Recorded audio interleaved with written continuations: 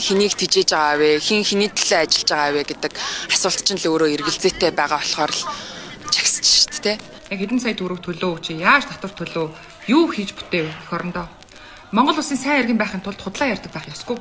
Цэцэг бимба. Чиний наад хайртай ерөөхдөө жаавч үлдэхийн тулд хэдэн хүн хүстэй чинь хилээд хийж. Өчтөр 5 сарын 27-нд бөөрийн аппаратаар амзаад зөө зүтгээд сонсгоор зэрэг хин хэнийг нь зөв юм шиг, хин хэнийг нь буруу юм шиг. Үгүй ингээд хоолойны маха дараа нь амар ахвалт юм илүү. Нилээн өндөрч юм да. Энэ баруун талын шүдээс жоохон янгинаад байгаа. Имжлүүлэндээ. За цалингийн зээл за 1 2 3 өдрийн дараа төлөхөр байгаа юм байна.